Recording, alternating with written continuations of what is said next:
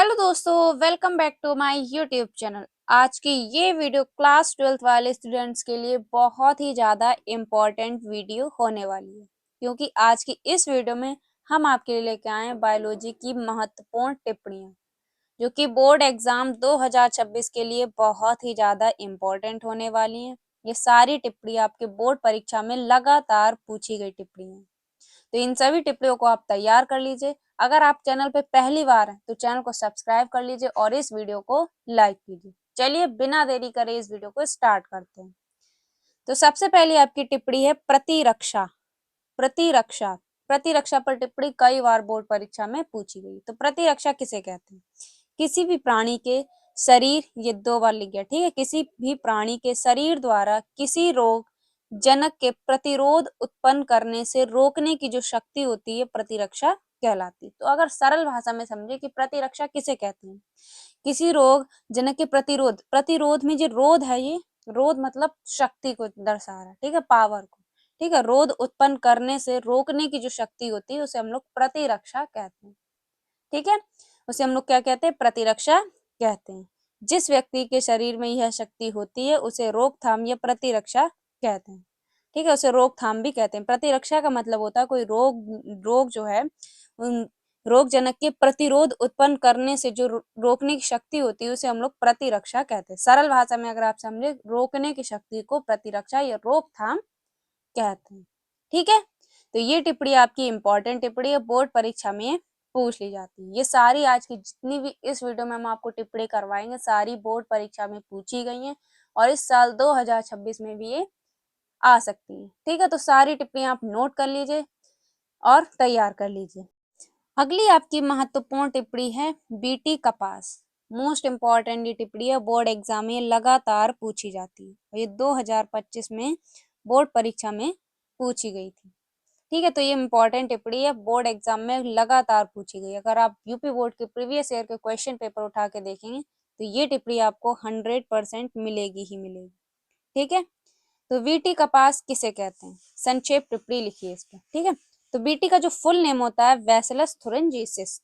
क्या होता है? बैसिलस थुरिनजिसिस, ठीक। बीटी कपास को हम लोग बीटी कॉटन भी कहते हैं। तो कैसे लिखेंगे? कपास में बीटी जीवाणु के अविश प्रोटीन का संश्लेषण करने वाली जीन को जीन इंजीनियरिंग द्वारा निवेशित करके एक नई किस्म को तैयार किया जाता है, जिसे हम लोग बीटी कपास कहते हैं। और यह एक कीट प्रतिरोधी किस्म होती है। जो बीटी कपास है वो क्या होती है? कीट प्रतिरोधी किस्म होती है और इसके प्रयोग से प्रत्येक वर्ष करोड़ों रुपए की फसल को कीट से बचाया जाता है, ठीक है। सरल भाषा में समझिए तो बीटी कपास क्या है? तो बीटी कपास एक प्रकार की क्या है? कीट प्रतिरोधी किस्म होती है, जिसका हम लोग प्रयोग करके करोड़ों रुपए की फसल को कीटों से बचाते हैं, ठीक है। इसका सरल भाषा में अगर उपयोग समझे तो इसको कीटों से बचाया जाता है। इसका उपयोग करके क्या करते हैं? कीटों को बचाया जाता है। जो फसल में कीट लग जाते हैं उससे बचाया जाता है, ठीक है। उसे ही हम लोग बीटी कपास या बीटी कॉटन कहते हैं, ठीक है। तो ये इंपॉर्टेंट टिप्पणी है, बोर्ड परीक्षा में लगातार ये पूछी गई है। तो याद रखिएगा बीटी कपास किसे कहते हैं। इस पर संक्षेप टिप्पणी 100% बोर्ड परीक्षा में 2026 में पूछी ही जाएगी, ठीक है। अगला क्वेश्चन आपका प्रतिबंधन एंजाइम। ये क्वेश्चन भी वेरी वेरी इंपॉर्टेंट है, बोर्ड एग्जाम में इस पर टिप्पणी कई बार पूछी गई। प्रतिबंधन एंजाइम पर संक्षेप टिप्पणी लिखिए। मोस्ट इम्पॉर्टेंट ये टिप्पणी है, ठीक है। तो प्रतिबंधन एंजाइम क्या होता है? तो यह एक ऐसा एंजाइम है जिसके द्वारा डीएनए खंड को विशिष्ट स्थान से काटा जाता है। जैसे आपने डीएनए का डायग्राम देखा हो, कुछ इस टाइप से डीएनए का डायग्राम होता है, ठीक है, इस टाइप से होता है। जैसे हमने क्या करना है, डीएनए के विशिष्ट स्थान, इस खंड को हमें काटना है, ठीक है।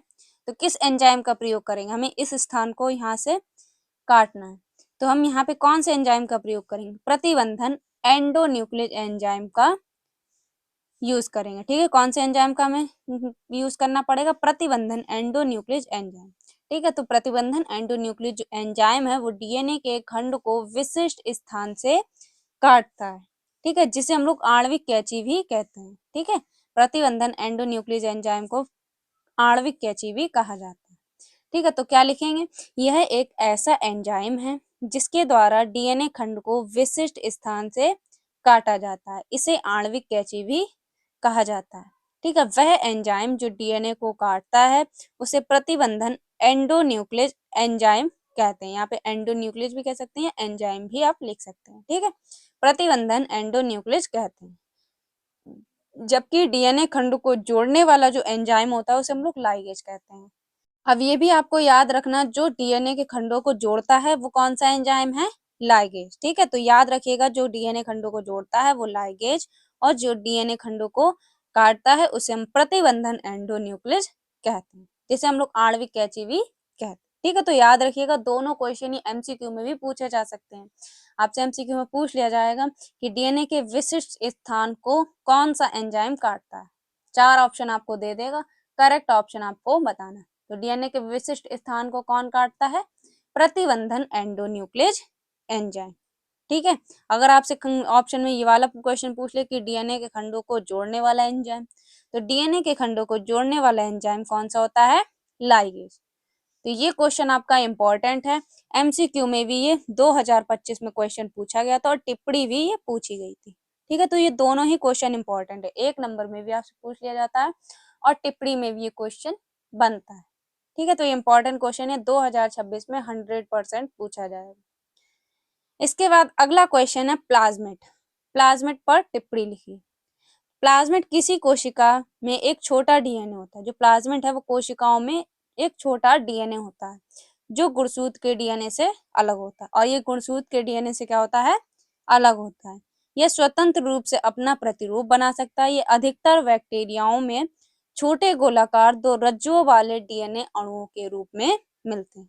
ये कहाँ मिलते हैं? अधिकतर बैक्टीरिया में छोटे गोलाकार 2 रज्जुओं वाले डीएनए अणुओं के रूप में मिलते हैं, जहां गुणसूत्र डीएनए जीव को सूचना देता है। क्या करता है? जहां जो गुणसूत्र होता है वो डीएनए जीव को क्या करता है?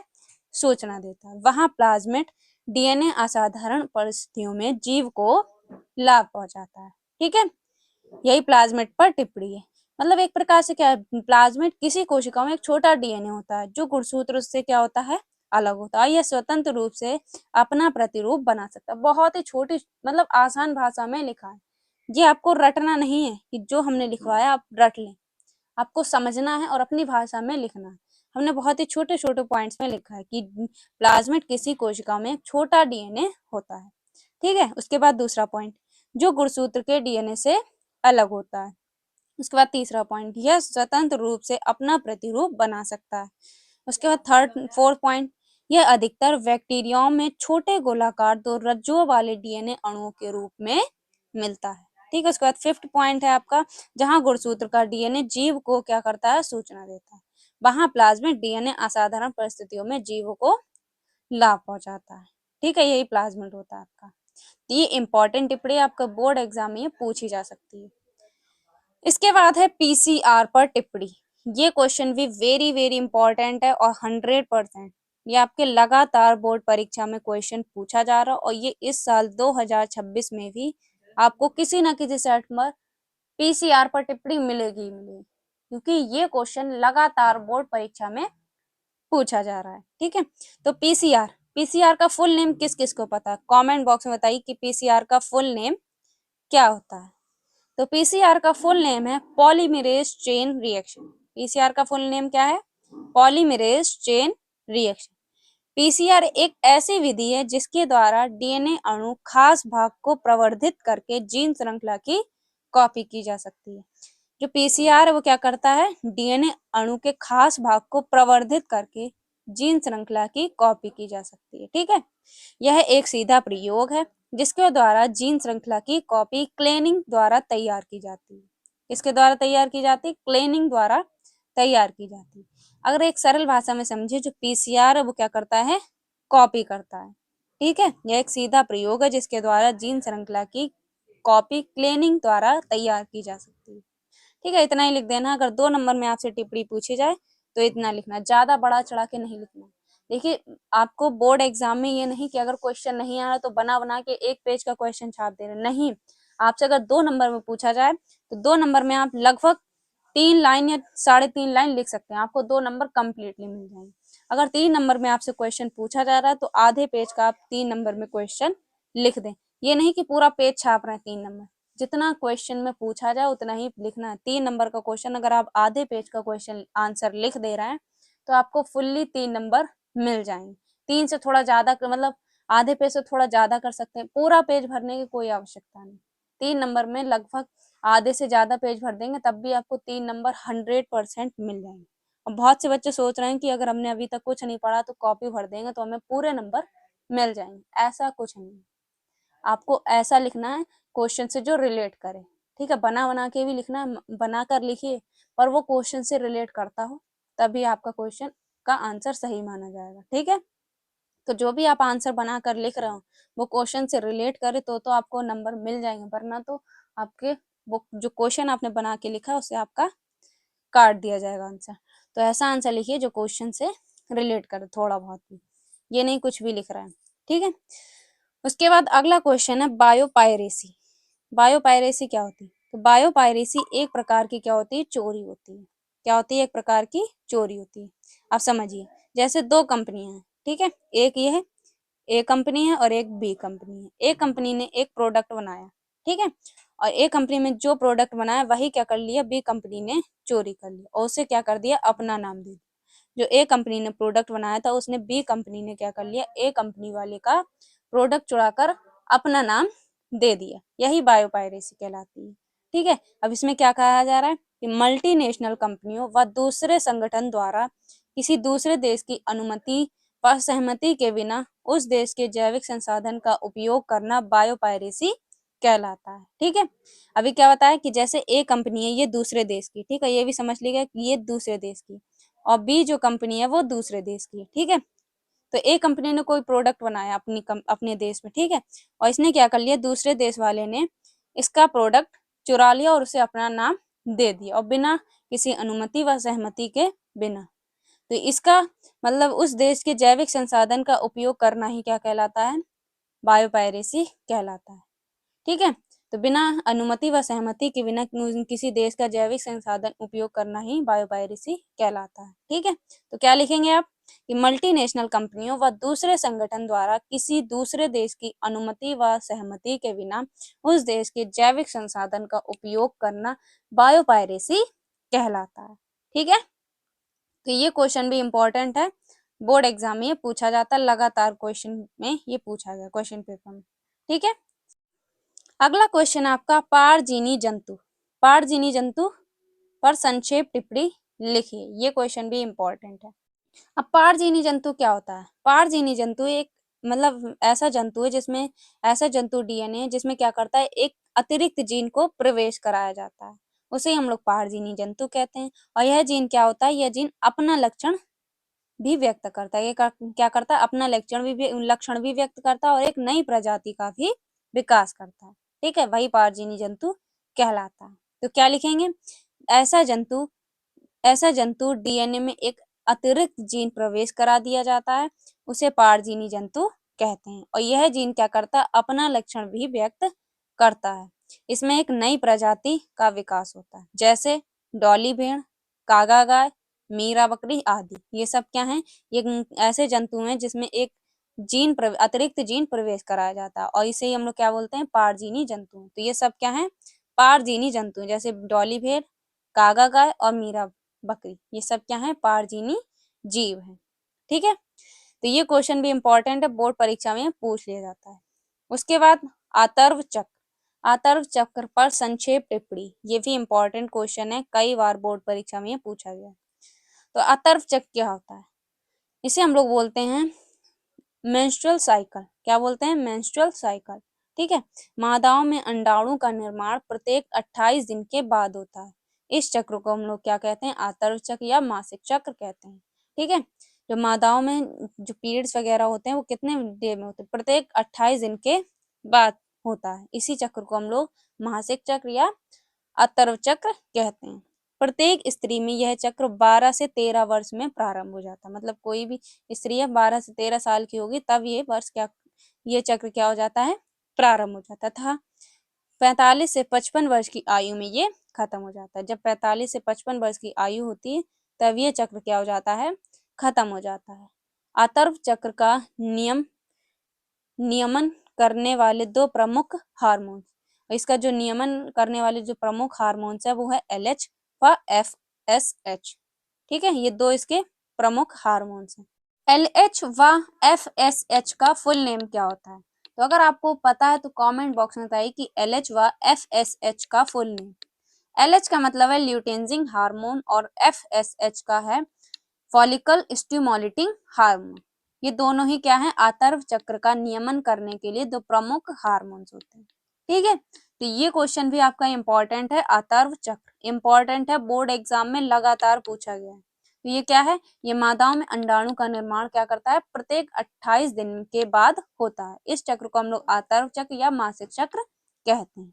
और प्रत्येक स्त्री में कब से स्टार्ट होता है? 12 से 13 वर्ष में, और तथा 45 से 55 वर्ष की आयु में ये खत्म हो जाता है। और इसका नियमन कौन करता है? दो प्रमुख हार्मोन्स करते हैं, LH व FSH। ठीक है, उसके बाद अगला क्वेश्चन है मानव में लिंग निर्धारण।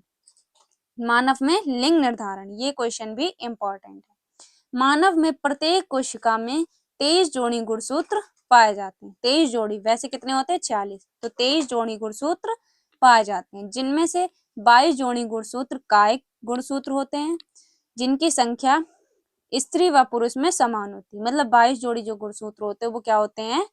दोनों में समान होते हैं, स्त्री व पुरुष में दोनों में समान होते हैं। जबकि एक गुणसूत्र लिंग गुणसूत्र होता है। एक गुणसूत्र क्या होता है? लिंग गुणसूत्र होता है। मादा का लिंग गुणसूत्र क्या होता है?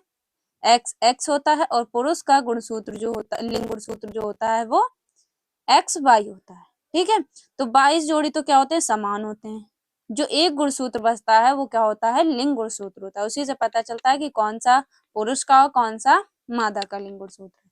तो मादा में XX पाए जाते हैं और पुरुष में XY होते हैं। ठीक है, इन्हीं गुणसूत्र के द्वारा मानव में लिंग निर्धारण होता है। क्या होता है? इन्हीं गुणसूत्र के द्वारा मानव में लिंग निर्धारण होता है।